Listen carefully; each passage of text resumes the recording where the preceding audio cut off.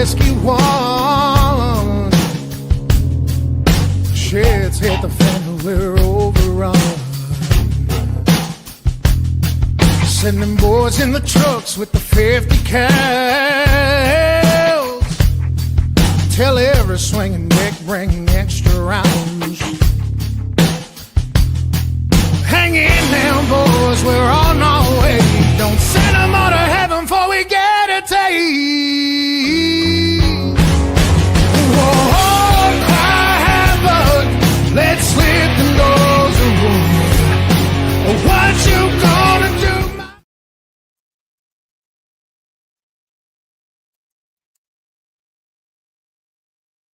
I think we've lost everybody. Hey. Tell me you're live without telling me you're live. Yep. I'm saying, it was like, hey.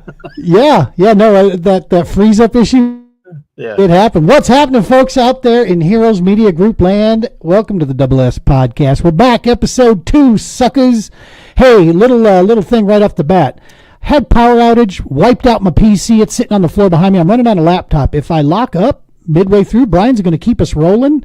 And, I'll just reconnect. And everybody be happy dappy. So, we're seeing how this works here. We're running on Wi-Fi only, not hardlined. It's all kinds of fun. We had a hell of a lightning storm and a lightning strike right behind the house here. So who knows what's going on? Hey man, episode 1's in the book. Episode 2's here. We got an awesome guest here for you guys. It's going to be a treat here. And I see he's ready in the green room there for sure. Couple things. Let's get it out of the way here. First off, let's pay the bills. This podcast brought to you by the Romans Warrior Foundation, True Patriot Outfitters, and the Heroes Media Group. First off, Romans Warrior Foundation, helping is healing, alternative methods to healing all across the nation from coast to coast, from the Global War on Terror's Wall of Remembrance, the Field Ops Division, Hoosiers with Hearts Disaster Relief Team, and of course the Stop 22 Tour, also labeled 22. Come check it out. Go to romanswarriorfoundation.org. Find out how ways that you can help keep the foundation rolling and keep these healing powers rolling around the country here. And, of course, you know the True Patriot Outfitters, TPO. You can go check out Be Cool Like Us, get a cool hat, get a cool shirt at the True Patriot Outfitters /store-2. Go out there, grab yourself some merch from the True Patriot Outfitters. We are basically bringing kayak fishing and camping. We help manage the Field Ops Division. Of course, and then Heroes Media Group. Adam Bird, all the great podcasts, our fellow podcasters out there that are on the Heroes Media Group. Love you guys. We're going to be having those hosts as we get them in contact with them. We're going to be having them as guests in here. We're going to learn about their shows. Bunch of cool shows on the Heroes Media Group, man. Go check it out. And then, of course, the Double S Podcast. Man, what would really help us? Hook us up with a subscribe. Go to YouTube, smash that subscribe button. That's a major bonus for us, okay? We're trying to build this thing from the ground up. We want to see where it's at. Views off of episode 1, Brian, were pretty good. The main episode itself was kind of slow rolling, but man, all the shorts we created, the sound bites that we created from there, from the different topics, man, those caught fire. And we pissed people. You know, that we actually did. But the other cool thing is, got attention from another podcaster who now wants to interview me for his podcast. He wants to debate a little bit on some topics because he has a different view to things. And I'm thinking, okay, let's do that. I love it, especially after having lunch with him. He's an intelligent dude, and we had good converse back and forth. Real quick here, here's the disclaimer. Any opinions that you hear on this show represent that of Brian and Gene and our guest. That's it. It does not reflect the opinions of Heroes Media Group, Romans Warrior Foundation, or the True Patriot Outfitters. Matter of fact, our opinions have nothing to do, really, in the most cases, with our organizations. We separate that very, very clearly. We have a straightforward mission. So, if you have a problem or agree with these opinions tonight, know and direct them, and have the common courtesy, if it really offends you, to reach out. We'd love to chat with you about it. Comment, throw it up in the comments here. We'd love to chat there. Brian, I want to go ahead and just punch this 800-pound gorilla that's in the room. I just want to hit this going forward because we're going to have a lot more like it. More is going to happen, and I just want to make sure people understand this. If you are a common sense individual, I don't care if you're liberal or conservative, if you're a common sense individual, liberal and conservative are not bad words. Okay, first off, stop making them bad words. They're not. They're good words. They're just words. But if you're an extreme on either side, left or right, I'm going to call you names. Okay? I'm going to flat out do it. Because me personally, I'm sick and tired of the extremes having the microphones. If you're an extreme on left or right side, shut up, sit down. You've had your chance. You've tried to ruin this country. Now it's time for a moderate voice and common sense to take over. That's just my personal. So if we say something or whatever, please know who we're talking about. If I say a Bible thumper, you know where I'm directing that. leave me out of that discussion. If I say snowflake, you know who I'm directing that at. The people that have tried that have had the microphone on the extreme sides, left or right. Yes, I have no time for that. So that's all I wanted to say. Yeah, I mean, look, we started the very first episode out with simple things, sticks and stones, right? I mean, let's get back to that. Right? Let's have a difference of opinion. Let's be grown-ups and let's talk about it. There's needing a safe space to go run and hide because the word that I said or that Gene said or our opinion hurt you. How did our opinion hurt you? Our opinion didn't physically reach out and touch you. Our opinion didn't cause you any mental stress or trauma. I'm sorry, it doesn't. It's words. It's an opinion, okay? So share your opinion with us in a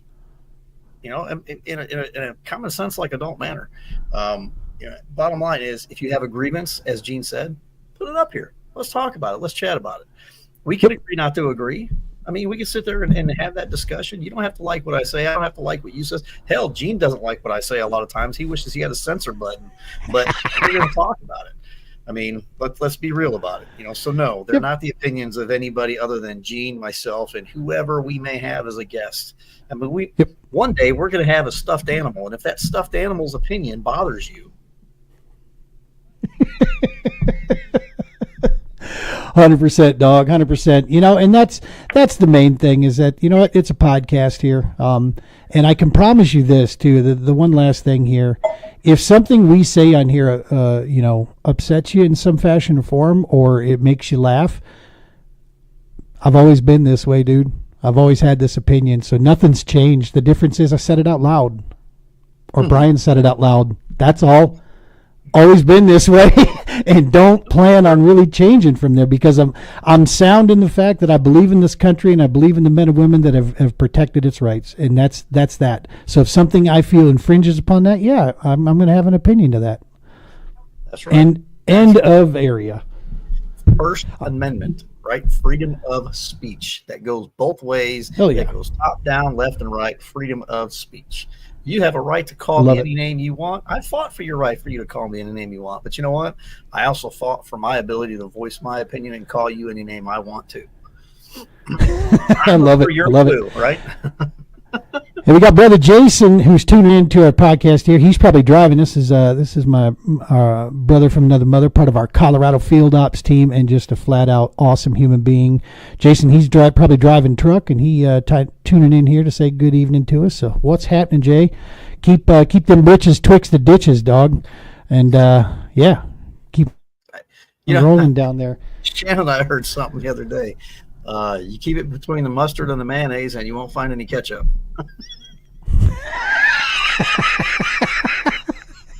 All right, then. I don't even know how to take that. I didn't either when I heard it. I'm like, what? Exactly. All right, well, he's been waiting in the wings long enough here. We've got with us, speaking of members of the field ops team, leading up our Missouri division down there, our Missouri field ops team. But that's just one thing. This dude's got so many hats. He wears so many hats day in, day out, and it's good because he's losing his hair. So, and now he just told me I'm number one from the green room. Let's go ahead and bring him in here. This is the executive director of Heartland K9s for Vets, and a very good friend of the family's, Mr. Jimmy Burgess. What's happening, brother Jimmy? Evening. He got another hat. I'll put my hat on as a little tribute to Brian here. That's what this is. I see your Mount Me hat. 1 second. Cripes. I knew he was going to do it. I know he was going to put on your real Cowboys hat. How the heck are you doing, Jimmy? Doing awesome, man. Doing awesome. Good. Put this one back on before he comes out. He's gonna be like, look. There he comes. Why did he have a cowboy hat? I don't know. What? Oh, with the headset just brings it home. Let me tell you.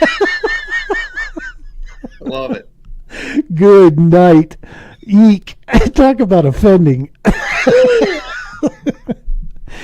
Well, hey, man, thank you so much for cutting into your evening with the family there and stopping by to chat with us. It's been a hot minute, and what better way than to bring on the new show, man, here that's kind of we're cutting teeth and yeah, going a little bit different direction, but it's a perfect showcase for all the work that you stay in.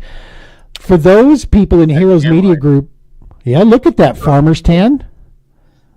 That's from being on Table Rock the last 4 or 5 days. That's right. You got a tan there? It's just from being out in the yard working. I mean, I don't fish. Oh, I'm froze up. You are. It's cool. So, Jimmy, tell You us. can still hear me, but the camera stopped, right? Yeah, we can still hear you. What do you guys got going on over there at Heartland, man? Dude, Heartland's going absolutely fantastic. We just had a big golf outing this past 2 Fridays ago now, which was awesome. We've got 3 brand new dogs. It's kind of looking like only 2 of the dogs are going to work out for the program, but we're trying to raise money for that. We've got a big, huge baseball game coming up with the Joplin Outlaws next month, which is going to be fantastic. We're working with an organization that's doing a fundraiser for us on Memorial Day. They're actually doing, it's called the MRF. Most of us that are military and veterans know what the MRF is. They're going to be doing that on Memorial Day to raise money for us. So it's just a whole lot of just trying to get the word out there, talk to people about service dogs, and showcase them out at the golf event. We had 9 service teams out there, 9 veterans out there with their dogs, and it was just it's always magical, getting to see them at work and just being out in public. And the fact that more than half of those veterans, all PTSD, severe anxiety issues, had a hard time getting in public before having a service dog. Now having them all together and coming out and laughing and engaging and having conversations with people and telling them about the program is just, it's magical. It was a huge reminder. I mean, I'm reminded every day with Riley, but it's being around all of them is just such a huge reminder of why we do what we do with the helping of the veterans. And this is placing veterans with service dogs might just be my little piece of the pie, and of course there's a lot more to that, working with Romans Warrior Foundation and working with True Patriot Outfitters and Peterson Outdoor Ministries and a lot of the organizations. But Heartland is heart and soul. I've seen how it's I've seen some veterans with some real trauma. We're talking trauma that nobody should have to experience. And, we've all seen and been part of how the VA kind of puts everybody in the same box. And that's never a good thing. And how to treat that, they put it in the same box. And, there's so many tools and people out there that want to help and so many ways to get help, that it's knowing that I'm just a small piece of that. I'm just one of the lighthouses of many on a coast of veterans that do nothing but want to help other veterans and organizations that want to help veterans. It's great to be a part of. It's great to see it work. It's great to see lives changing every single day. So. Well, what's unique about Heartland? What does Heartland do differently that other K9 service dog organizations may not do? Why? What makes you guys so successful in what you do, and how you pair the service animal to the veteran and you walk them through that? Tell us a little bit about how that comes together and why that's so important and why you guys are so damn good at it. Absolutely. I think the biggest thing for us is we're not a cookie cutter type service dog type organization. We've got a pretty thorough application process for both the veterans and the dogs. We want to make sure that the veteran has a true need for a service dog. That's first and foremost. So that right there is kind of cutting out that we're not just looking at running people through the system, trying to get them a dog. Because like I said, there's so many different things that might help a veteran. It might not be the dog. They may think it's the dog, but that might not be the case. Second, we've got a very deep interview process for the dogs as well. We don't just let any dog into the program. All the dogs that come through our program are AKC registered. They come from breeders that we tend to know, that we've tended to work with in the past. We test them for hip dysplasia, heart murmurs, all that stuff. So we know we're going to get an able-bodied dog. We're not just saying, hey, we found this dog under the overpass. We're going to try and turn it into a service dog for you. Right. Another big thing is we're an organization dedicated to the veteran, that the veteran doesn't pay a cent for the service dog. The average to train and place a service dog is anywhere between $10,000 and $30,000, and we literally don't charge a cent. Everything that we do comes from donations, grants, events that help to pay for all that stuff, because it's not cheap. Another big thing is, we really care about the team that we have in. We're not a, hey, here's your dog and go. We do a lot of training with the veterans as well. So we want the veterans to know what the trainer knows. We want to help with different de-escalation stuff, all that. There's a lot of great service dog organizations out there. I just feel that we're the best because we are small. We're not just looking to mass produce service dogs. We're not just looking to mass produce, say we can help anybody. There's some skill levels that are, just are above our pay grade on some things that we don't provide when it comes to service dog training. But for the most part, we're involved. You come into the program, you get accepted to the program, you're part of Heartland. You become an advocate. You learn how to have that right conversation when you see people that just have dogs out that they say it's a service dog or not. You learn de-escalation skills when you hear Karen behind the desk saying, hey, that you can't have that dog in here. All those little things that really are much more important and bigger than the actual dog itself. Some of these de-escalation skills are some of the reasons why we get so fired up when we're in public, because we don't want to deal with people. So we help one, be a good point of contact if they've got an issue or if they run into something that we can help out with. Two, they know they've got something to fall back on if there is a situation or a circumstance that they need answers to. They know they can contact us. Three, just because you have a service dog doesn't mean it's the end all be all to fix what it is that we're dealing with on the day-to-day. So you also have a good voice that might be able to add something different. We work with a lot of other veteran organizations, and we can guide them in the right path to say, hey, maybe you need some woods time, or you need some water time, or you need, something else. You need a new ramp built at your house because you can't walk up the stairs. All those things we've got resources for, and know people that can help out and do that. And so I think a lot of it is just that recognition that Heartland isn't the only answer. There's some veteran organizations out there that kind of, they keep everything inside. They just work with specific groups and specific people. And, they've got the same donors and they've got the same type of veteran that comes through, which is great, good and all. But, you've got to be able to have that knowledge and skill set to know where to point veterans in the right direction, because if you don't, you might as well just be the VA. If you think your way to do it is the only way. And I think the VA is really starting to wake up and recognize the fact that, hey, they can't do everything. So these outsourcing them to organizations like us that can help these veterans. I think as we get more leadership in place that have that in mind, the better we're going to be, because it's not just about the money. Well, I think, to a point of that, over the course of, I think and I'm paraphrasing some of this, but over the last three years, something like that, they tripled their spending in these areas to help try to combat, the 22 a day stat. They tripled their spending, but yet the numbers still continued to rise. So it's not how much money you're spending, it's where you're spending it, right? Is what I believe. These organizations like Heartlands, like Romans, like TPO, putting boots on the ground, making contact right in the local communities. This is where, it's cost effective and it's actually getting results, man. This is where we're seeing that. To me, it's how they're spending it is the issue. Yeah. So it's not just necessarily money, it's that support. Yeah, the VA's always just thrown money at it and all that stuff. And, if anything, we should be that example to the VA that you don't have to have these seven-figure budget numbers for each location to be able to accomplish the mission with veterans, because veterans can really recognize the real McCoy. They can recognize what really works for them. And unfortunately, suicide numbers being where they are and stuff like that. There's just it's unfortunately situational. What might help one veteran isn't going to help another veteran in that same point or position in their life. So having the good deep knowledge of other people that might be able to help or recognize what that veteran's facing is, instrumental to, kind of turning that corner. And I feel like on a lot of things we have, but the VA, and I'm no complete subject matter on the expert on the VA, because there's a lot of people in the VA system that really want to help, that really want to do it. The problem with it is the bureaucracy involved with VA. So when I hear that they're cutting levels of the VA to help expedite things and move things faster, it should be a good thing.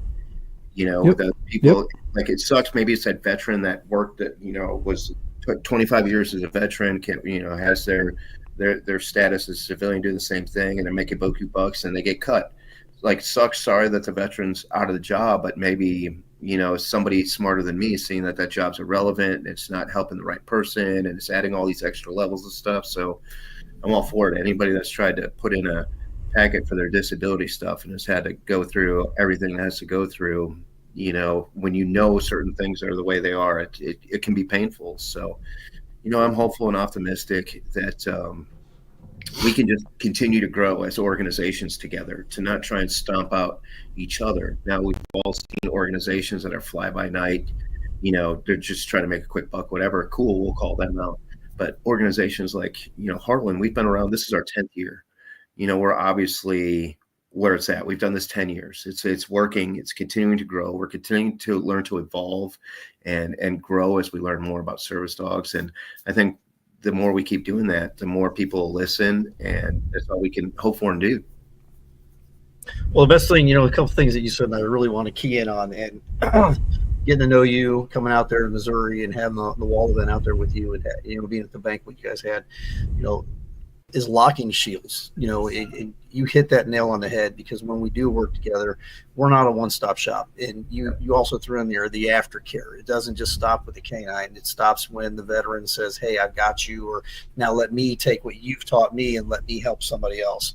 Yep. So those two things, that right there makes your organization, it truly sets it apart in my eyes, because you're willing to have that conversation with another organization. You've offered counsel to Gene and myself at different times with what's successful in your organization, what hasn't been successful, and we've done the same back and forth. So by having that and opening that conversation, it leads to helping on a broader scale. Yep. Years ago, I was taught, to be a good leader, you don't have to have all the answers. You have to know or have the ability to pick up the phone and call somebody who may have the answer. Mm-hmm. And that's exactly what we're doing when we work together. And the VA topic, I think that's a whole nother show, because it's such a taboo conversation. Recently, within the past 2 months, had a young man, I believe it was in Texas, had a young man go on the steps of the VA after getting prescribed new medication. Walked out to his car, got a weapon, walked to the steps of the VA, had a letter in his hand, popped himself on the steps of the VA because he got prescribed new medication instead of them listening to the issues. So there's still issues with it. We know there's good people in the VA that want to help. We know there are third-party people that help with packages. There's a young lady out of Indiana, as a matter of fact. She's got a 98% success rate for packages, and I don't believe she charges anybody to do it. She does it because she wants to help veterans. So there's a lot of different things going on there that you spoke of that I just had to throw in my 2 cents and key in on, because you hit the nail on the head. We have to work together, because at the end of the day, it's not about you, it's not about me, it's about that veteran brother or sister, that first responder brother or sister that's needing a hand up, not a handout. Yep. And on top of that, I think once some of these veteran organizations realize how rewarding it is to kind of set that ego to the side, knowing that you can just help veterans, where you're like, hey, our organization's awesome, but I know for a fact there's other organizations out there that can help a specific veteran issue 100 times more than I can. And for me to think that I'm not going to tell other people about that, because it might cut into HK9's donations or whatever. It's just dumb. It's infuriating when I've seen that happen and I see that out there. But I'm just, I think the more we continue to surround ourselves with like-minded individuals that are just like, hey, we're doing cool shit, but what you're doing is really cool, and I want to help out with that too. And it's just such a good feeling. Dude, I have it right in my backyard. Some of the organization I tried to work with on multiple levels, and one of their founders flat out said to me directly, we don't need any more nonprofits, is what he says. And I'm like, I'm sitting here and I'm just dumbfounded. I'm like, dude, there's like 50,000 vets living in northern Colorado. That's north of the metro area. It's estimated I've heard estimates from 30 to 45,000 vets that live just in the northern Colorado area. And you're telling me your one little outfit there who works with 5 and 6 people a week is got it covered, and they all need exactly just what you have. I can't wrap my head around that, man. It just doesn't work for me. Right. And I think there's a better way that conversation gets had. So I've had multiple times where people are like, hey, I want to start up a nonprofit. Awesome. What most people don't realize that want to start up a nonprofit, what they don't realize is how really stupid hard it is. Oh my God. It's very difficult to get a nonprofit right. Yep. And if you could say that without anything vested in it, like, great. If you want to open a nonprofit, awesome. But this is why I'm going to warn you to think maybe, hey, check out one of these other nonprofits that have been around a while that you could help out with first, to really kind of learn it, to be a part of it, and Gene, obviously you've had that with Roma's Water Foundation and been around others. So that makes sense. There's some people that are just like, hey, I woke up today and think I want to start a nonprofit. So they go on Google and they're like, okay, how to start a nonprofit. And they're like, oh, this doesn't seem that bad. And then 6 months down the road, it's like, all these other things that they're dealing with. And there's so much behind the scenes stuff that have to happen, have to go right. And if you think you can go it alone, you're ridiculously dumb. And not you, but I mean, for that, you already have to have, a little bit of knowledge of other organizations that are in the area that are looking to work with you, that can help bring that attention to what it is you're doing. And because it can easily, and I hate to use this word like this, but a nonprofit can be a money pit getting started. It's, oh my God, yes. So much of your own money and time and all that stuff, which is great. It's great that when people are invested and they want to do that, and I think that's important, but just recognizing how many doors you have to knock on. Recognizing how many times you have to hear the word no when you see the public library getting a $30,000 grant for new furniture, and you're like, really? You're going to give them new furniture when it costs? I can go down to Lowe's or wherever and just get a couple of chairs for a couple $100, and you're giving them a $30,000 grant to reupholster stuff. Do you know how many dogs that could train and whatever? That's where my mind still tends to go. And that, I think it's also becoming real knowledgeable at grant writing. And even if you become real knowledgeable at grant writing, you're not guaranteed stuff. So there's just so much riches in the nonprofit world. I've heard from professional grant writers out there. I've heard that basically it's like a 10% yes return. And this is from pros that do this. So they send out 100 of them, or send out 10. They might get one yes. And it's like under 10%. That's just crazy, man. Yep. And having events, you're expecting the whole city's going to show up because it's such a good and noble cause and it's awesome. And then you get 15 people. Right. Right. And it's the same people you saw last week, that you told last week. That's I don't really know anything about that. Right. That's challenging. It's challenging when you've got friends that are in certain positions where word can get passed out too. I think that's another thing that we all kind of deal with. Like, you see how much I'm struggling with this. Why wouldn't you share it on Facebook? Why wouldn't you make a little post to this to kind of help it out? And again, we don't expect that. It's not something that, I never hold that against anybody, but it's just kind of where my mind goes, where it's like, if I see, my brothers or my sisters doing something that they need, or representation or whatever, I want to do it. And I love adding the input on that. It's just, it takes time, to stem your story, with starting a nonprofit, it's a challenge. Isn't that, I'll tell you, one of the hardest things that I have to remind myself of, and this is going to kind of segue towards the topic we'll be talking about later here, but you have to kind of remind yourself that not everybody approaches things the way you do. And your fever or passion for something does not automatically mean that everybody else is going to have that same fever or passion for it. And just because they don't doesn't make them somebody who doesn't like you or doesn't support you. It just means they have a different, look towards that. And I get it. When we start having certain conversations around first responders, veterans, whatever, sometimes it's a little too heavy for people. That goes beyond the 3-second view, right? And so they can't deal with that, so they check out, and they'd rather not. They just want to talk fishing. They just want to, look at a lure. That's what they want to do, and they think, "Oh, that's my solace. I'm good right here. That's just all I want to do." And I get it. That's cool, but I'll tell you, it's totally helped me with simply looking at social media, going, I don't give a fuck anymore about social media. I just don't. When I see people out there buy this, do this, this is what I do. I don't care anymore. Yeah. Because I stopped expecting social media to do something for me. You know what I mean? It's like, it's there, dude. That's it. I'll use it to communicate. That's pretty much about it. But other than that, it's like, meh. I've seen it all before, unfortunately, in a different form. So, but yeah, you just got to watch people. And dude, what was it? 2 years ago, I put out a call to action. I know my screen's froze, but I know you can still hear me, so I'll keep it going. I put out a call to action. I needed some people to help me out with some referrals and a few things, this and this and this, for our Candid stuff, right?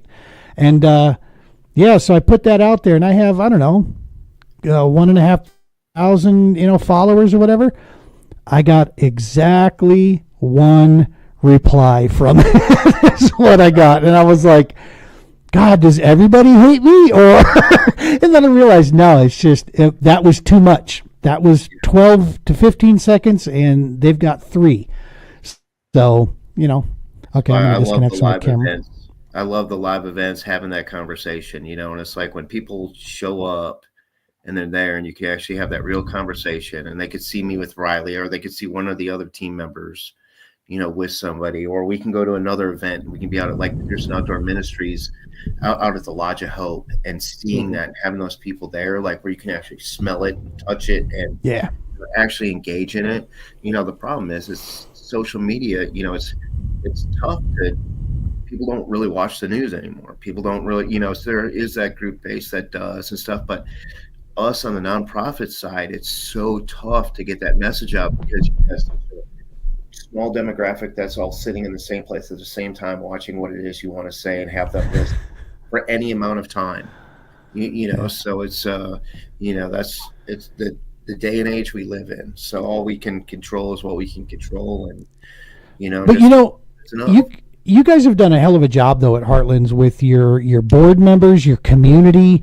You got some active with you, in the role doing what you're doing, the team of people behind you, from your trainers, all across the board. You've assembled, a great team there. And that's, I think, at the heart of the success of you guys, is everybody's aiming for the same destination, but just, taking care of their oar and letting the others take care of their oar, and just keeping that ship moving up that river, man. Yep. And so it's cool to watch that, and cool to see that. I know Ted and you, along with Brian, you guys have all been very instrumental in helping, teach this old dog some new tricks, and help kind of, keep my head in the game here, looking forward. Yeah, and we just want to keep trying to get that word out, because there's a couple of things that in my life and anybody's life, where if you need a good ego check, or if you need a good reality check, it's have an event and see who actually shows up.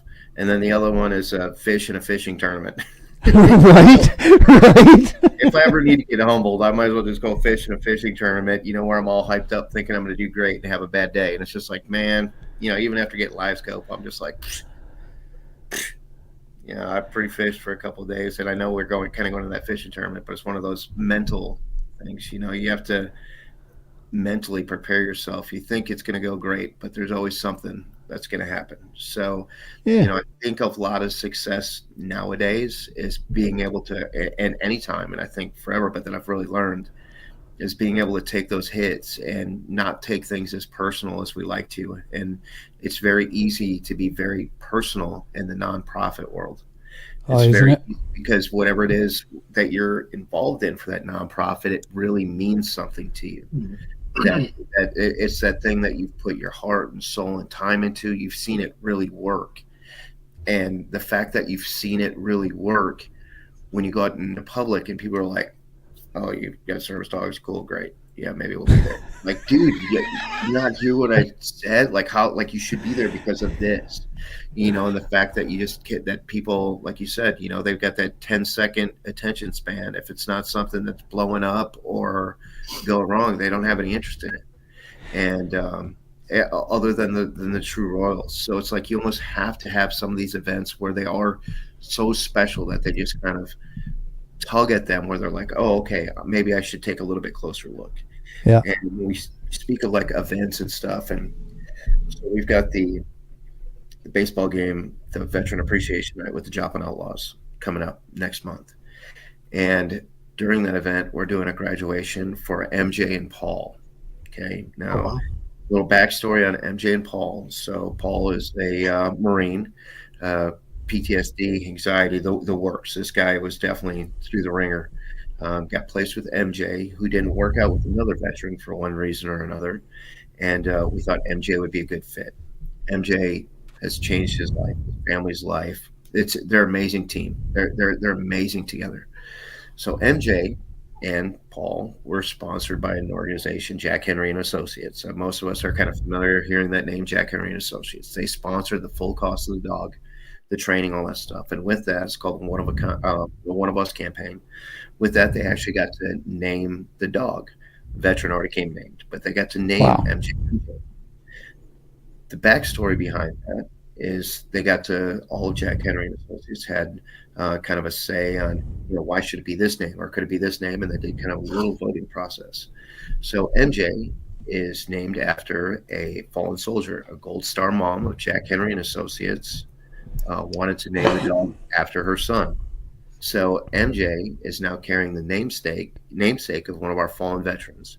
And she's going to be there that night at the ball game to be able to give MJ his medal for graduating.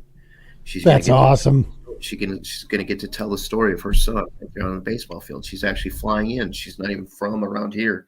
She's flying in to be able to see that graduation and put that medal on MJ. And just even speaking about it right now, I'm emotional. Like it's going to be Jack Henry's going to have a ton of their employees there. It's going to be a great night of baseball and fun and all that awesome stuff.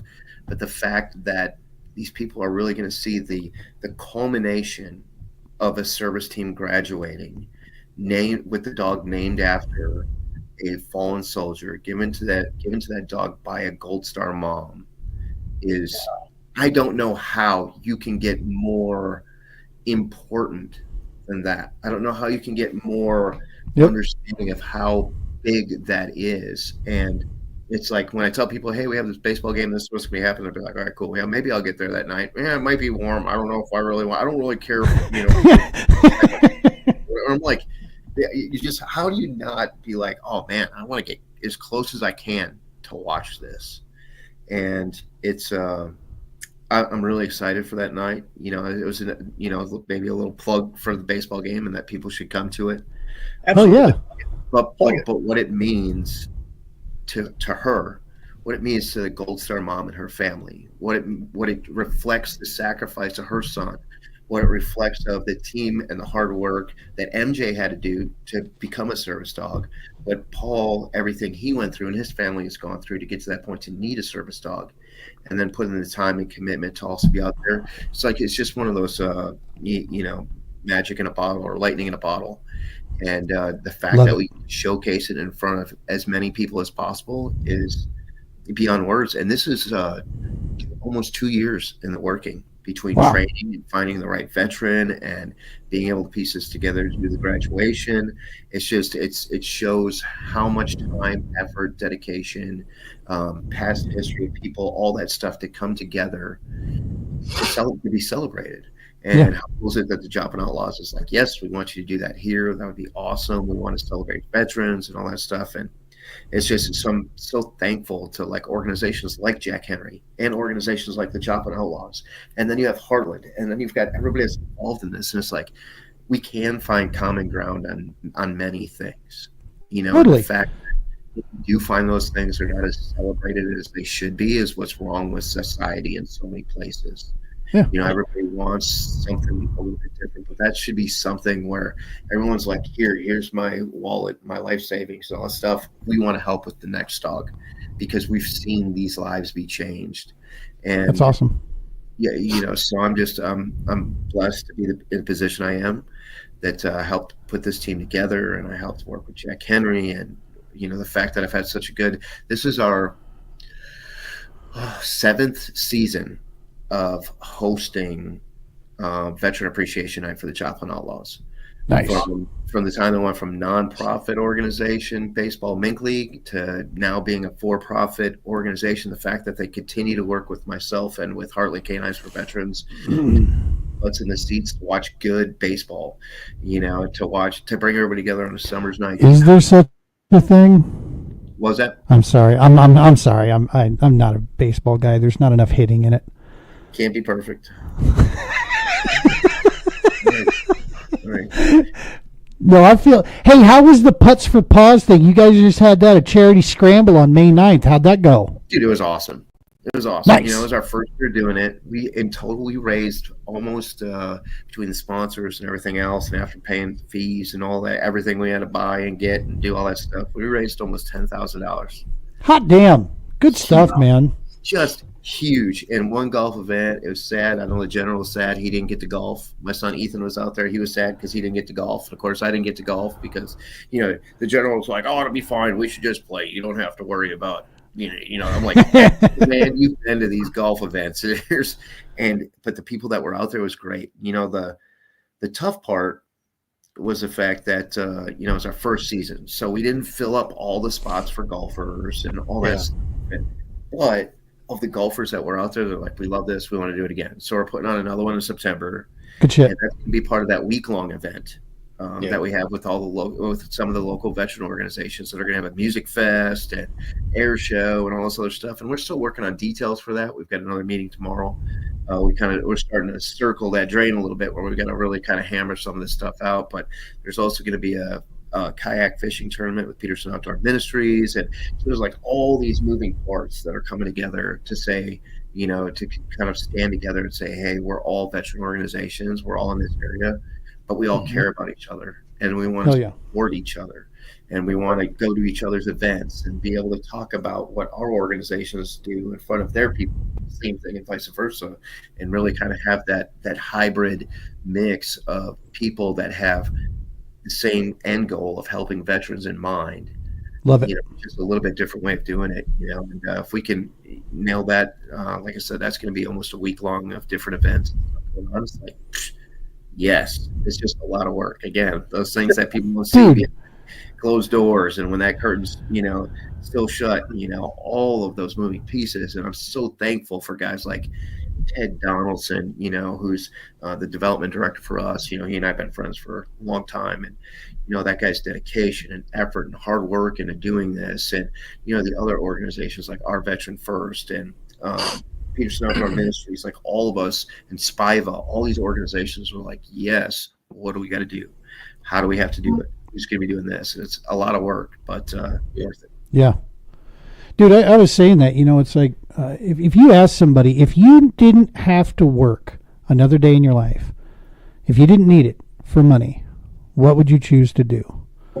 You know, and I have no problem telling you. So I was in that situation, and I decided I want to work harder and longer hours now than I ever have in my entire life. Because, you know, 23 years holding a lot of management positions, holding janitor damn near level positions all the way up, I can tell you I was always still able somewhat to kind of unplug, right?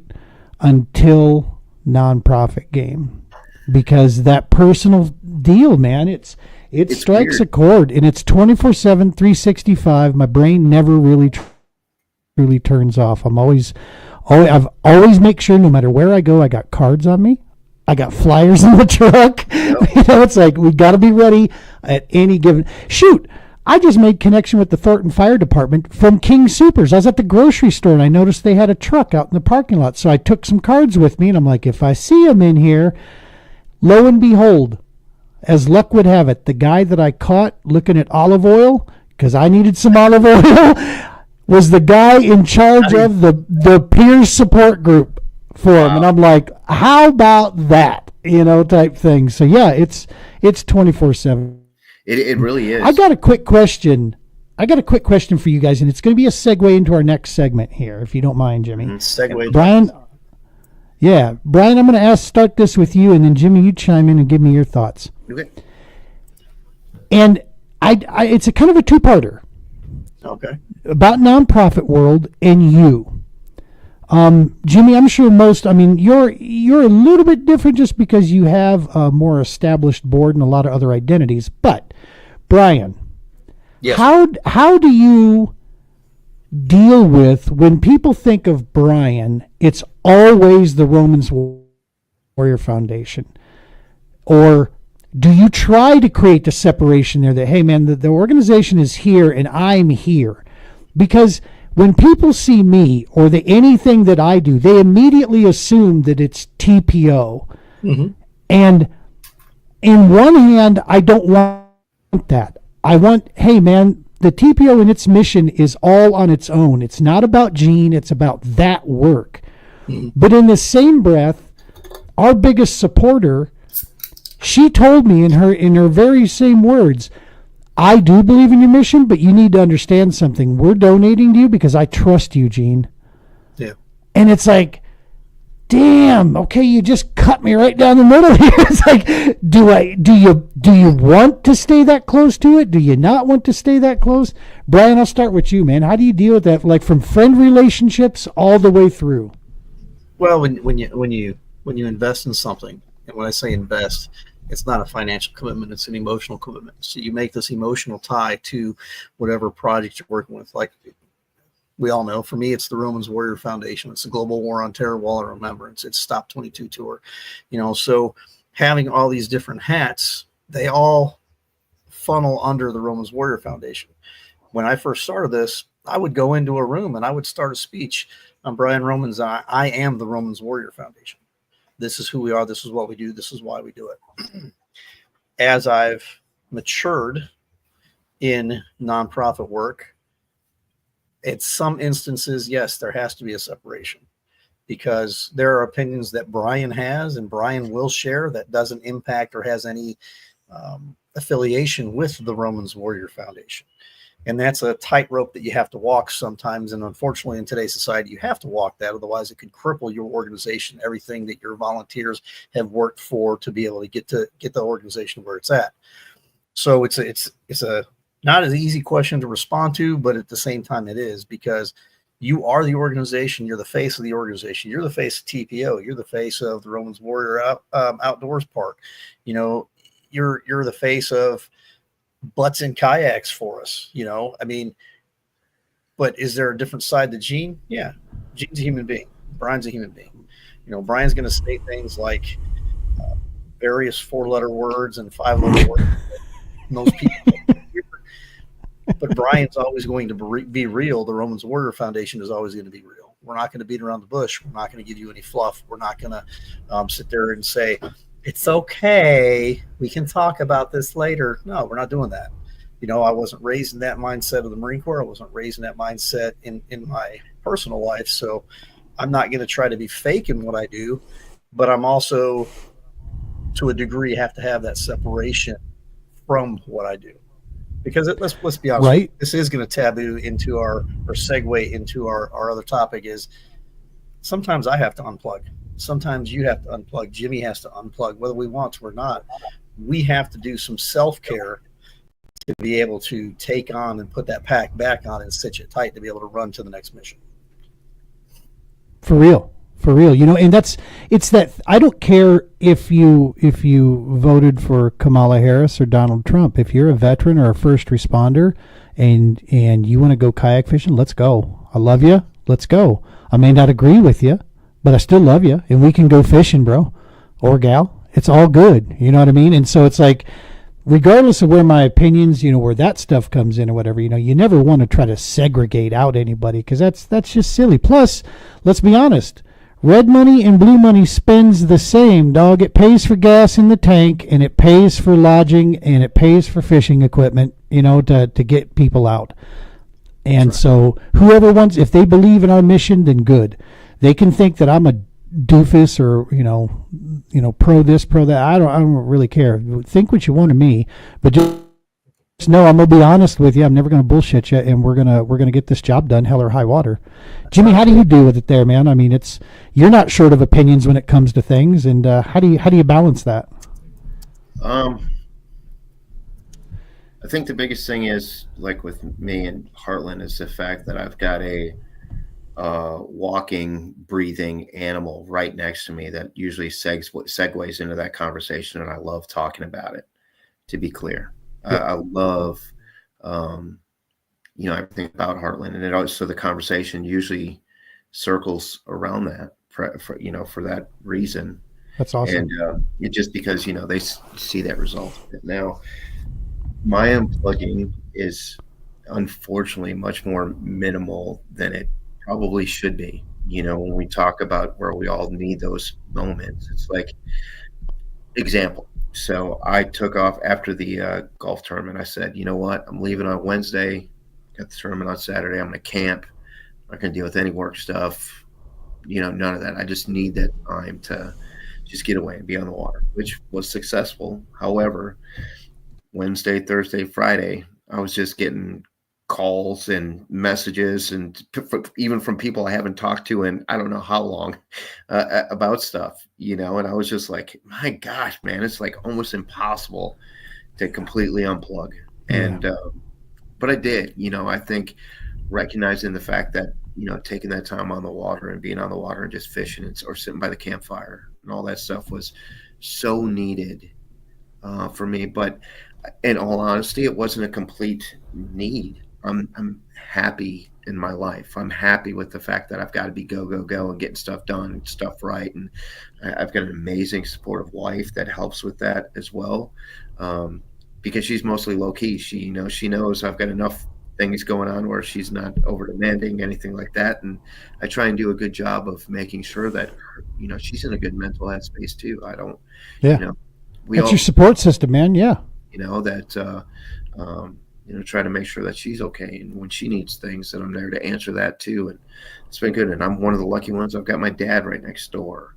I've got my oldest sons in town. So it's like I've got a great support channel of people that want to, see the success of everything involved, and just my mental health. That they recognize that that's important, and so we do it. I feel like my mental health has been in a pretty decent place, just finding those little moments. Sometimes it's not a full day, but just finding a few minutes to kind of do what it is that I want to do. Well, and that's perfect you say that, because we're going to roll into this next segment here. We're going to go ahead and get this thing fired up. We're going to get a little downrange, and this isn't. Keep in mind, we'll say it right out the gates. No professionals here, just some dudes with some experience and some time, and that's what we're going to be talking. It's going to be mental health here. So, 1 second, and let's go ahead and break for this segment here.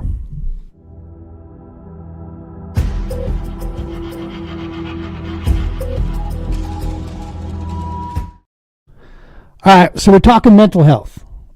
As you guys heard, I mean, it's from the nonprofit side. When you're serving those that serve or have served, it's the lifeguard thing, man. I just did it myself. I didn't tell anybody other than just a couple close friends. I ran over to Nebraska. I jumped in a little tournament over there because I knew some of the guys that were going to be fishing in that one with the sticks. Andy Moore was going to be there. Marty Hughes was going to be there. Brady Stores, and so I know these guys. And I know Nebraska fishing. Nebraska fishing isn't lift and reel. Okay, I don't have to play finesse game over there, and I didn't. And I had a blast. Did I do well in the tournament? No, 18 out of 21. So I ended up. But you know what? I lost a monster of a fish. She had it in her mouth, and her parents walked in the room and just let go of that jig. Just let go of that jig. Pee, out it went. And so I know where that would have put me, but regardless, I caught him fishing with a jig in a Texas rig, man, and I was in weeds, and I had life scope off. I didn't need any of this. All I did was find a weed edge, and I played around in that all around this little pond, and I had an absolute blast. The only thing I wish I would have done was camped out that night, but the wind was blowing like 40 on Friday night, so it was a little rough, but I stayed at a motel, like, because I'm bougie, Super 8, me, spare no expense. Yeah.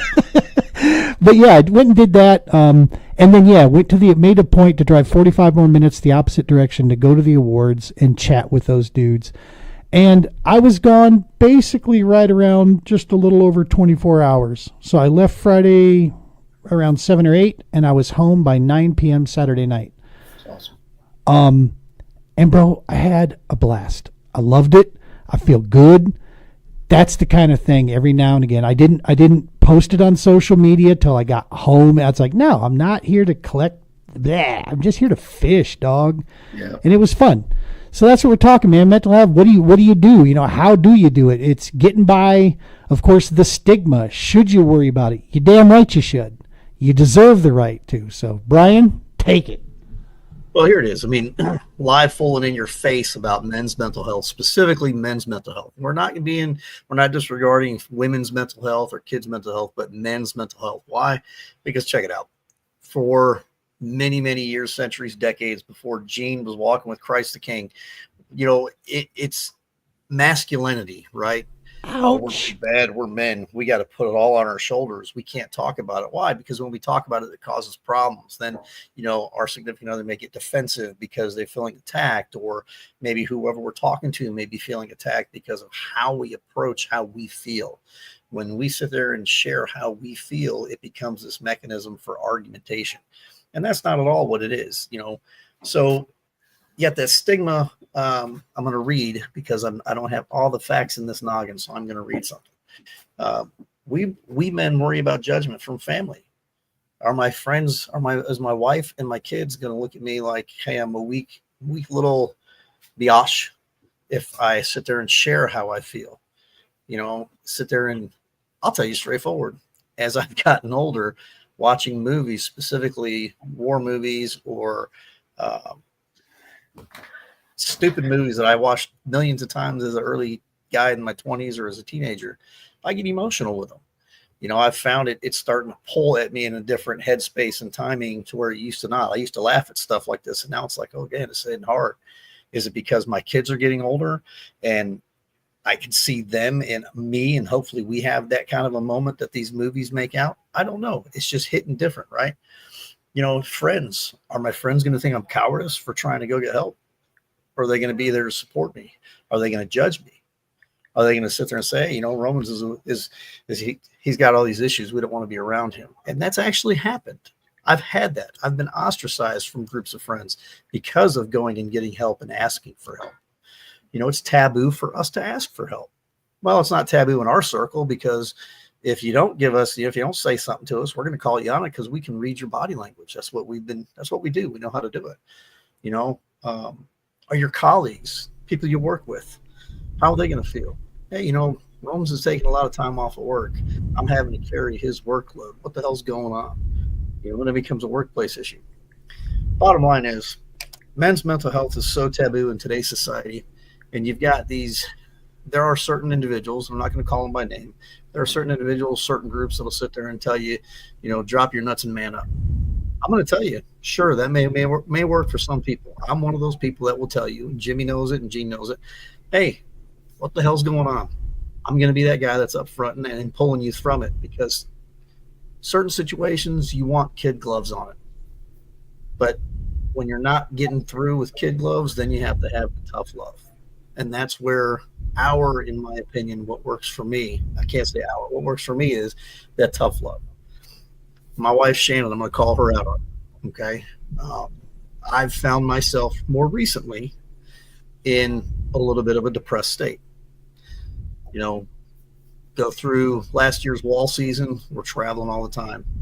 Then the wall season stops. Then you get into the holidays. You're supposed to be doing this planning phase. And I'll be honest with you, I've supposedly been doing a lot of planning to get the wall into different places throughout this year, this coming season. Haven't really been motivated to do it. We've had a lot of different family changes going on. So I really haven't reached out. Gene's tried to get a hold of me, and I've ignored his call a couple times. I've just completely unplugged, right? Because I didn't want to be bothered by anybody. But then you got your strong suit over here, my wife, saying, hey, Bromans, what the hell's the problem? Why are you in a funk? Why are you in a rut? I don't know. I just am. You know, men's mental health, it's strong, it's strategic, it's important. And Jimmy, you hit the nail on the head. You've got your four-legged friend right there to be able to lean on and help. You got your dad next door. You know, we all have our internal support systems that's immediate to us. But why do we not publicize it? Why do we not promote more of us getting together and reaching out just to have like a men's night? Just to get together and, you know, maybe it's something we start here, Gene, Jimmy, is we do a Zoom call, 45-minute, 30-minute Zoom call. You know, a couple of years back, it used to be, you see this thing on Facebook where, hey, reach out and call 2 of your battle buddies that you haven't talked to in 10 years. Reach out to them, just say hi, see how they're doing. No one's socializing any of that anymore. Why? Because in my opinion, not to get political, but they're too worried about what's going on the left and right side of the aisle. We've forgotten the simple thing of reaching out and contacting somebody. Yeah. We don't want to sit there and call them. We don't want to hear their voice. Let me send them a text. Let me send them a message. I'm guilty of it. I would rather text you than call you. I think that's scars from recruiting duty, but I hate my phone. But I would rather sit here and see you so I can laugh at your smug face and you can laugh at my smug face on camera. You know, they say lack of awareness. I think we're pretty much aware of some different things that we can do to help our group of guys that we socialize with. But what about the guys that are different from us? Yeah. Do we reach out and look out for them? You know, key point, and I'm rambling, but key point. Today was, you know, Shannon went through and she got a registry. She's an EMT. She's been working with the local ambulance service and hospital service for a couple of weeks now. Yay, Shannon. Yay. They did a video for their employees. Today was their employee picnic, and they released a video, a little commercial. And in the commercial is one of the crews that we've gotten to know, and there's a silhouette of a lifeless little boy. And you see the spirit of the little boy get out of the back of the ambulance, and the crew is sitting on the back of the ambulance just kind of in a daze, that 1,000-yard stare. And it brought tears to my eyes. It was like, because the only reason why I say it is because the other day we had a call, and we did our best to be able to try to save a life, and our efforts didn't get the result we wanted. That's the most polite way I can put it without breaking any laws. And it sucks. It sucks when you have those calls. Yeah. And these people, they don't have the opportunity. They're just like us when we were in combat.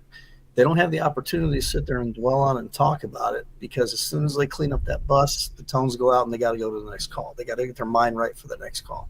Yeah. You know, firefighters, cops, you know, our veteran brothers and sisters. So it may not be tonight, but let's start this dialogue. How do we reach out and touch each other? That sounded so bad. That sounded so Navy. How do we reach out, or in what methods have you guys seen that works to be able to reach out and just kind of check on each other? You know, it's the CVMA, Combat Veterans Motorcycle Association. In my opinion, and I'm big fans of them anyway because of what they do across the country with the wall, but they do it pretty damn good. Is they get together. They have churches, they have meetings, they have gatherings, and it's nothing more just to check on each other's well-being and check on each other's family. Hell yeah. When I was riding with a law enforcement motorcycle club in North Carolina, it was the same situation. We would just get together because that's where we all wanted to be. Mm-hmm. You know, so there you go. That's my 2 cents on men's mental health. We need to do better. You know, and I want to kind of kick this over to you, Jimmy, to let you kind of give your thoughts on this. The one thing I wanted to piggyback on that is a lot of this, when you talk about, you know, us helping each other, right? When it comes to that men's mental health thing, there's a couple of facets to this. I hate the statement that it's okay to not be okay. All All right. I hate that statement. And here's why. No, it's not. The objective is to get okay, right? Is it normal to not be okay? Yeah. Yeah, dude, that's called human. I like that statement better. It's human to not be okay, man. Welcome to life. If you're living and you're trying to move ahead and do something, chances are you're going to get kicked in the pills and something's going to happen, or you're going to start dealing with some stuff. Now, is it okay to stay there? No, let's get you healthy. And I think the second part that I wanted to add is what helps with that is having relationships. I know for a fact that if I have an issue and I'm over here kicking rocks and being a freaking toadstool, I know if I call Brian up, there will be no punches pulled, and I know it's coming from a place of love. So he cannot offend me, no matter what he says, how he tells me. I know where it's coming from. I know my source. I could do the same thing with you, Jimmy. I know you guys well enough that you'll shoot me straight because you give a shit about me. So how do we create those type of relationships? Because like you said, sometimes some folks, we do got to take it a little bit easier. We can't maybe go in there two-fisted gorilla, approach. But at the same regard, when you have a good relationship, you can say things to each other, like calling them as old, that walked with Jesus or whatever that you just said. You can say those things without offending them or whatever. And so I think there's a lot to do with that, is building that relationship, building that community where you can get that support with each other. So how do you go about it, Jim?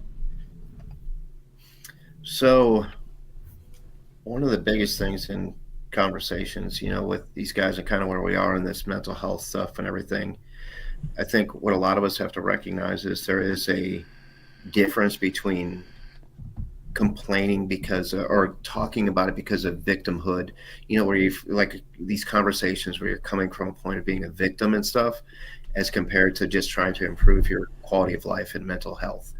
And I think what gets turned off a lot is when people are constantly in this victimhood place of conversation in this. Now, there are times where you're like, why is this happening to me?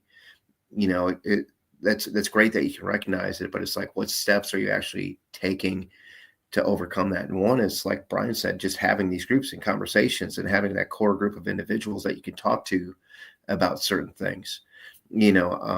I think that's a big one. I know for me, so, I've done so many jobs, so many walks of life, so met so many different people. And, for me, like, people say it's weird to listen to like motivational videos and stuff like that, or things to kind of lift you up out of that.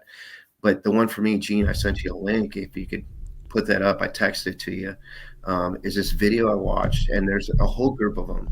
But this one, like, very directly hit me back when, I want to say it was like about my first year of being a firefighter, when I was a firefighter, and I was trying to, recognize that, life is tough. What do I got to do to get over it? And this video that I sent you, it's called Dream, and it's got different like motivational. It's like a 6-minute thing. All it is just like this little motivational video that I still to this day listen to at different times. And there's different videos that kind of surround that, made by the same guy, but it's got guys like Les Brown, who's a pretty amazing motivational speaker.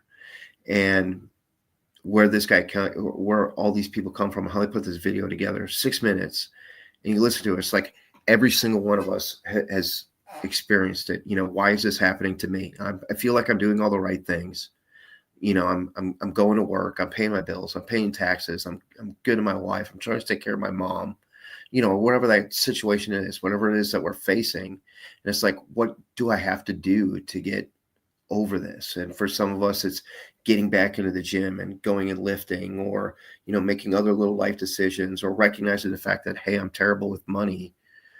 What do I got to do to not spend money a certain way, or not do certain things a certain way that, it's causing a lot of these issues that we all face as men, as people just trying to live and get through and get by, and to somewhat see any type of success in what it is that we're doing. And it's tough right now because stuff's expensive.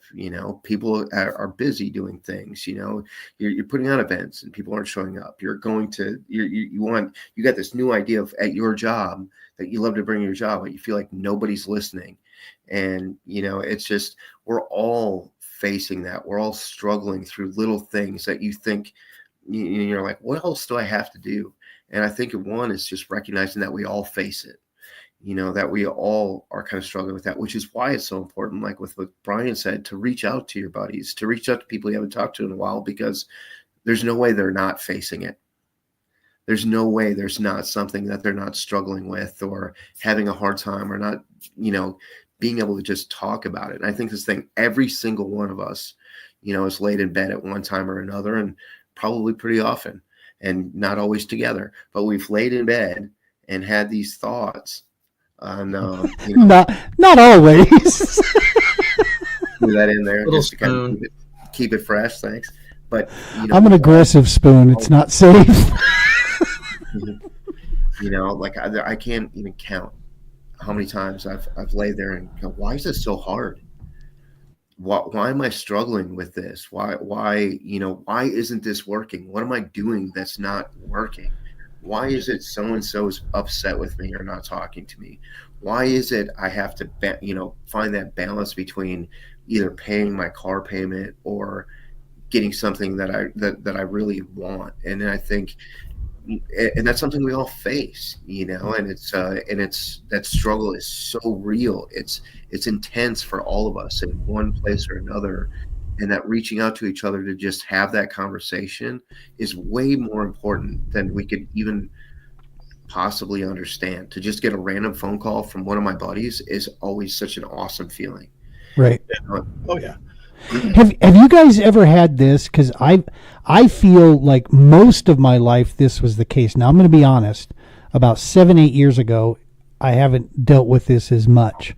But if you ever sit there and ask yourself, what seems so fucking easy for other people, why is it always like pulling teeth for me? Oh yeah. Why do the simple things in life that other people just happenstance, just trip across, I'm over here, scrapping and swinging and fighting tooth and nail to get the slightest crumb, when it comes to that. I've found myself in there. Now, I will be honest, obviously, since Julie and I reconnected there, I don't find that often anymore.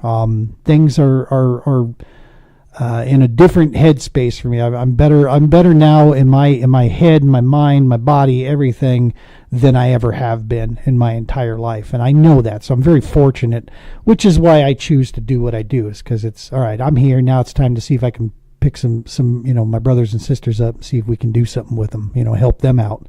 Mm-hmm. But I mean, do you guys too had come across that? Yeah, absolutely. I all the time. And the one thing, I actually had a wise man, wiser than I could ever be. He actually sat me down and he said, because it's not your time. That's why it's not easy. It's not your time.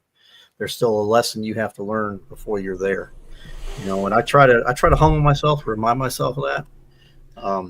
But let me steal the spotlight for one more second. Let me admit something to you guys and everybody else. All seven of them. Knew it.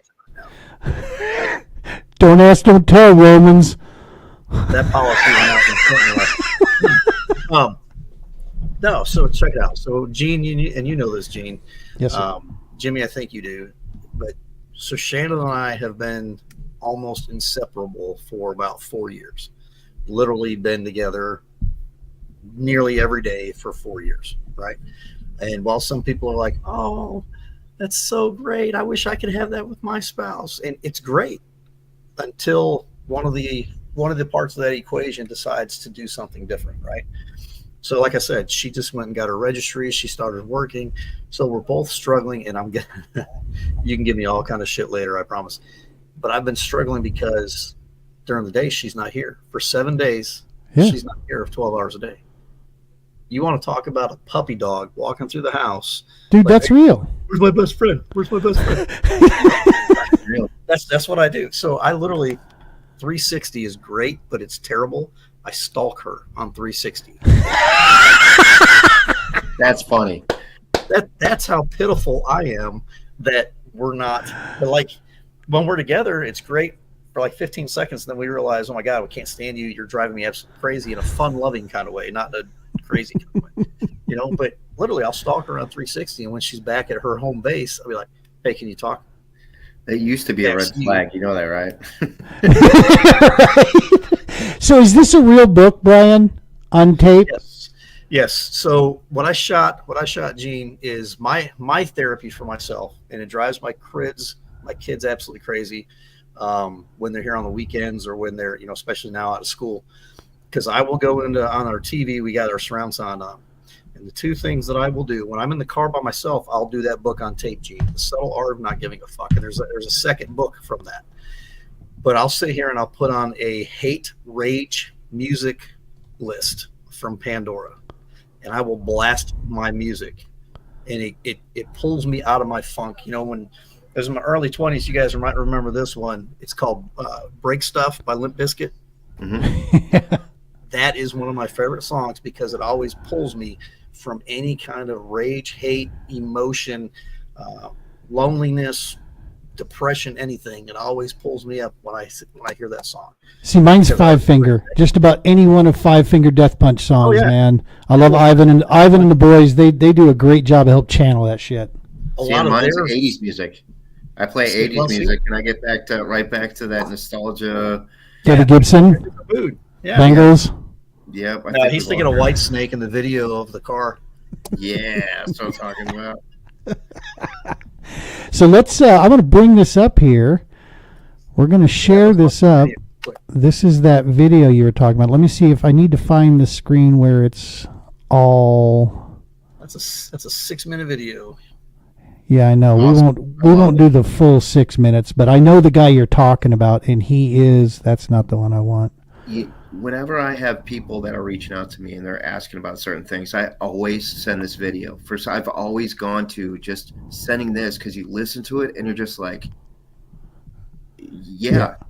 So we'll just roll a little bit of this here real quick. One second awesome. here. Here we go. I don't know what that dream is that you have. I don't care how disappointing it might have been as you've been. Can you guys hear it okay? That dream. Yep. Yeah. That dream that you're holding in your mind, that it's possible. That some of you already know that it's hard. It's not easy. It's hard changing your life. That in the process of working on your dreams, you are going to incur a lot of disappointment, a lot of failure, a lot of pain. There are moments when you're going to doubt yourself and say, God, why is this happening to me? I'm just trying to take care of my children and my mother. I'm not trying to steal or rob from anybody. Why did this have to happen to me? For those of you that have experienced some hardships, don't give up on your dream. Their rough times are going to come, but they have not come to stay. They have come to pass. Greatness is not this wonderful, esoteric, elusive, God-like feature that only the special among us will ever taste. It's something that truly exists in all of us. It's very important for you to believe that you are the one.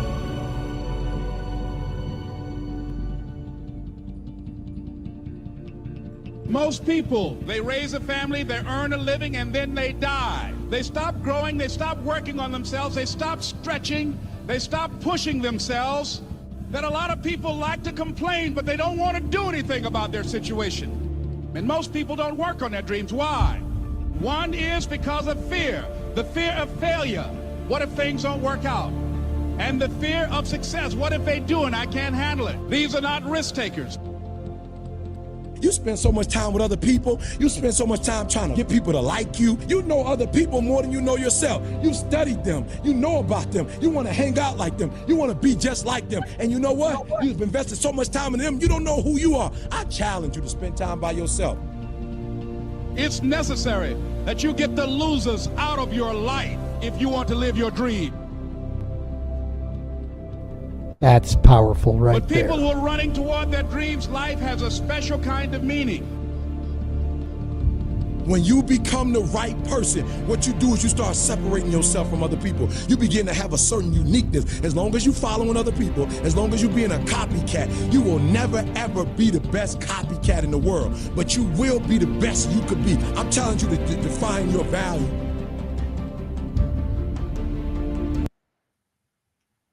That's some powerful stuff right there, man. In a major way. We're going to put the link to that video up here. We'll throw that up here. That's a great series there. You know, the one that really struck for me on that was that get losers out of your life, right? You have to recognize people that are a negative influence, or that all they do is basically try to pull back or discredit or jam on the things that if you don't live the way they think you should live, then you're doing it wrong. You know what? Yes, get that shit out of here. Send them down the road and keep moving on, because there's others out there that'll help support that. That's right. Keep kicking that can. Hey, if I can, real quick, Jason put something up on here. I think with the recent stuff he has going on, learning to be able to reach out is hard. He learned he has to do it to keep checking with folks. Thank you both for being my friend in recent days. So you guys both know Jason. So he's Yep. You guys are shout out, Jason. That's what it's about, man. That's what it's about. You lean on them, they lean on you, and we all lean on each other. Not in that kind of crazy way, but maybe in a yak. You know, you got to lean on each other on the bank. I get it. You know, it's more when you come to that mental health, when you're talking about a lot of that self-care, self-love stuff. I think one thing, like when I was teaching leadership development and things like that, and stuff I still talk about, is you have to find that ability to forgive yourself for being human. None of us are perfect. And then along with that is forgiving others for being human. None of them are perfect. They're all going to make mistakes. They're not going to say things the right way. Maybe they're not going to say something that makes that much sense to you, but we're all human. And I think there's this huge lack of empathy in this world. And that's something that I've tried to focus on so much, is to learn to be empathetic. There's times where you do have to be able to pull the trigger. And I think both of you guys can understand kind of what I'm talking about regarding that, where, you know, you got to have guts sometimes. Sometimes it means saying those hard conversations and being able to say those things and being able to put yourself out there. And, you know, and there's a lot of work. It's like that video is kind of saying, you know, you constantly have to be working on yourself and striving to be the best version that you can bring to the table that day. And it's not always going to be perfect. You're going to have that day. You're going to say dumb things. You're going to make a mistake. Yeah. But you just got to keep driving and moving forward. And when you can't, when that struggle feels too much, there's guys like Brian, there's guys like Gene that are there and you make themselves available to help with that. And I know that, like, for me, I know I've got a good core of brothers and sisters that if there was something, I could reach out and any one of them, including you guys, would be here at the drop of a hat. And, you know, and that's what keeps us driving forward. It's like, and if you don't have people like that in your life, then you need to make it a point to find that. You need to make it a point to become one of those people. And that's almost bigger, because, you know, for us, dude, that's so huge. There's us in the veteran community that, you know, we say, well, we do it because we like helping other people. Well, in the end, it's helping us too. And when you become that person that is there for other people and want to help other people, it's amazing how much of that stuff comes back, and you don't even recognize how much of it is coming back as well. So that's basically my dude, one of the key points on that mental health piece and helping people get out of dark places, or helping people that maybe have had some dark thoughts, is mission. Get yourself on a mission. Do something for someone else. That is right at the top of almost all of the things that I have ever, you know, read on this topic, is find a way to give, to work, create that that mission, that purpose. You create value immediately, and what it does for you as a person is huge. You get it tenfold back, dude. When you're helping others out there, it comes back to you in so many ways. Yeah, everyone you talk to, and it's not just that. Like, look at guys like we all have a mutual friend in fishing that always talk to, Trey Dawson. Him, bad plays, dark spot. Now he talks about it to other people and what has helped him. And I know that part of the healing process is huge too. And that's on that side of the house, not even necessarily on the veteran side. Same way, first responders, anything. Those of us that actually are out there talking to other people and helping them improve their quality of life does so much for our healing process. And that's why we encourage people to get into nonprofit stuff and work with organizations, because what you get out of that is there's so much healing in helping others heal. There's so much, you recognize that you now have something to bring to the table, in those conversation pieces, and you're learning something every day when you're involved with different organizations that are nonprofit. You're seeing some of those dark corners that you didn't know were there, or that you were there and you can help them get out of that. That's probably been the best part of the mental health. There's always that recognition on the first responder side and everything. You can't help everybody. You're not going to help every situation. Some situations are going to go bad, like Brian was saying earlier with, where it didn't work out on one of the calls. You have to think about those calls that yet we still get back on the truck and we go and do it again. Why? Because people need that. And it's the same way with the veteran community and the same way with nonprofits. Is just because this didn't work doesn't mean we just stop. Doesn't mean we give up on ourselves or we continue to beat ourselves up. We drive through it and get to the next one because we know that next one might work. Well, and it's that recognition, right? Of hey, I get it. I know that the way I'm doing things may not be the only way, and I know that the way I'm doing things some people may not agree with. Which is all cool, man. I can live with that all day long. The biggest part is don't ever question my motivation. If somebody wants to question my motivation or my moral compass when it comes to this stuff or doing the right thing, that's when I basically just, be aware of what you're stepping into if you do that with me, because I had an opportunity here to go, whatever direction, but for me personally, that's my motivation. I know if shit hits the fan, I've had this conversation with my wife. If shit hits the fan, I know exactly what my destination is, where in Alabama that is, and I know the pit stops I'm making along the way and grabbing a caravan and heading that direction.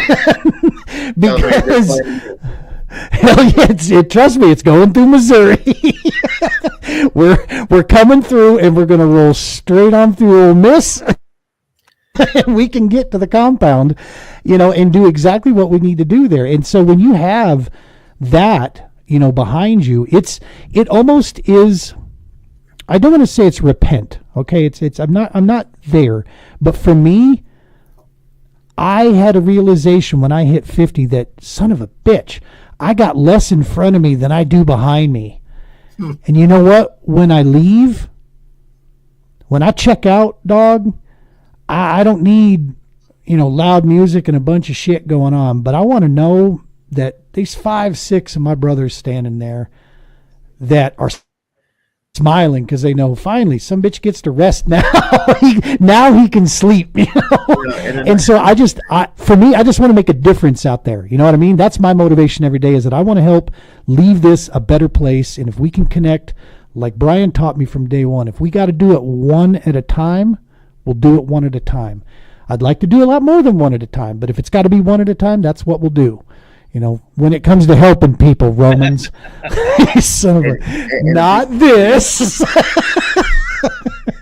think the big thing to remember too is the fact that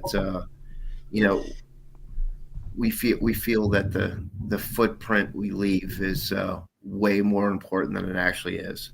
In 100 years, all new people, right? So I mean, and I just mean that in the fact of being a little bit fearless with being able to express our emotions, being a little bit more fearless with being a little bit softer to people when they need it or deserve it. Because, in the end, all you can do is the best you can at it, and I would much rather have that hard conversation than a week later being like, I regretted having that conversation, or, I regretted not having that conversation. Yeah. I think we've got this weird, crazy thing called ego.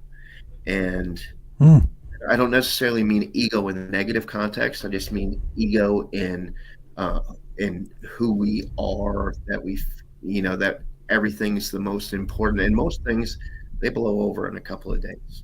They blow over in a week. They blow over in 2 weeks after a good conversation and clear heads prevail.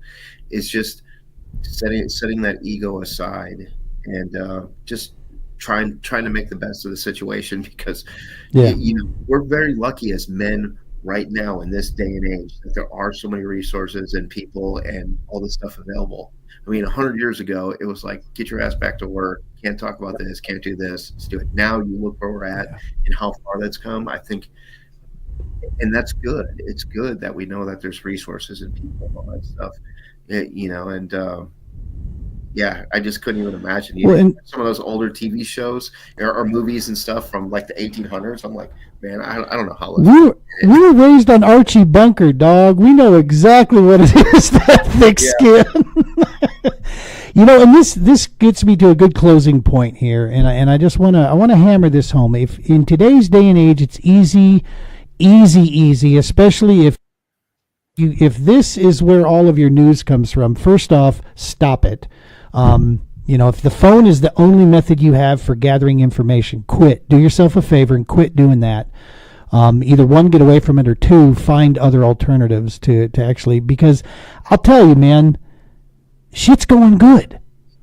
It's not doom and gloom, okay? Anybody who claims that this is, that we're in these dark times, this and that, shut up. There's no possible way you can truly believe that wholeheartedly. And if you do, then I'm telling you, you're being fed the wrong information. We're in a great time right now. Things are starting to go in a good direction on all sides of everything. You look at where things are at, and we're better off now than we ever have been out there. Now, can things get better? You're damn right they can. But it's not doom and gloom. And the rest of it, what's the old cowboy saying? Get up, go out and have yourself a great day, or don't. The choice is up to you. And that's really where it's at. Is you go decide what kind of day you're going to have today, because everybody else is going to do their thing. You still got to do yours. There's an old guy. I don't know who he is. Well, I'm going to find him because we're going to play him on here. He said he goes through this talk about how he'd buy himself a beer because he thinks he's a good dude. I like myself these days. If you don't feel that, then I want you to do two things. What would it take for you to be the kind of guy that you'd like to buy a beer for? And then two, what's it going to take for you to go get that done? Get to the point where you'd buy yourself a beer. Like, look, you don't have to be perfect, dog, but where are you at in that? Would you sit across the bar from yourself and buy yourself a beer? And if not, why not? And how do you fix that? So, It's good times, man. Agree. All right, boys. Well, listen, this has been a hell of a good conversation. We damn sure went downrange on this, and there's Jason there. I hope I get a conversation from this gentleman, Jimmy Grindle. He says should contact Hatchets for Heroes. So I told him Heroes. Yeah, so I told him to reach out to us, and hit me up here because let's chat. What's this all about? Let's learn about it. Let's get him on here and let's figure it out. I do like me checking some. Couple that went to AIT together in the Army, and he had some PTSD stuff, so he found therapy through axe throwing, and they formulated this organization, this nonprofit that sends veterans and couples out axe throwing. Hell yeah, that's a lot of fun. I was in the axe throwing community for quite a while. Hang on, Paul Bunyan, huh? I got you. Well, I was one of the owners out at Tommy Hawk's Axe House, and I still got a lot of good friends that throw axes competitively, and those guys are all awesome. And they found a lot of healing through just throwing sharp blades at wood, and it's awesome. So I had my bullseye question, huh? Kill me. I had a bullseye coin and I lost it. I don't know what the hell I did with it. We went axe throwing, and they gave a coin for your first bullseye. So that was because Jules hit the bullseye. And she actually did. She hit it. She got the first coin, and then they gave us all coins once we did. And I'm like, it almost feels like a participation coin now. What the hell? I threw an axe and I got a quarter. All right, boys. Listen, Jimmy, thank you so very much, dude, for hanging out and jumping into the deeper side of this. Folks at home, make sure you reach out. If you're tuning into this, listening to this, it's at Heartland K9. Go check them out, Facebook, Instagram. Check them out there. Heartland K9s for veterans. What they do it awesome. Great stories out there. Awesome organization to partner with. We've got several organizations that in this space that we've worked with in the past, and Jimmy, of course, always is another brother of mine that I consider a very close friend. And so yeah, I've seen firsthand what Heartland does. It's awesome work in the Missouri, Arkansas area. You guys work into Oklahoma and all the surrounding states, don't you? Yep. Yeah. We can help provide service dogs anywhere in the country. That's awesome. If the situation is right and all that. So yeah, we're definitely not limited geographically. Ours is more financially. It's got to be right, and we got to be able to raise funds for the dogs and for the veterans. So that's always our biggest challenge. So I absolutely encourage anybody to go to our website and. You can make a donation or find out where you can help, whether it's just donating vests or kennels or, anything that could help our cause, our mission of helping veterans. Awesome, man. We're glad to lock shields with you, brother. That's always good stuff. Absolutely. Brian, I think we have done all the damage we can. What do we have here? Yes, Jason Ginger, thank you, man, for tuning in. Always checking us out here. Fellas, for the first time, we went live on the Double S podcast channel on YouTube as well. So, sweet. Yeah, we had to wait since we were a new channel. We had to sit in timeout for a little bit until they realized we're okay. Now, after 1 or 2 episodes, they'll probably go, shit, we shouldn't have done that. Right. Turn us back off. Folks at home, make sure to smash that subscribe, the likes, the follows, all that good stuff. That's exactly what will help us here, especially at the Double S and the Heroes Media Group. That's what we're jamming for. Hey, Bri, I only remembered part of your exit. Why don't you hit us with that again? I don't remember the whole thing.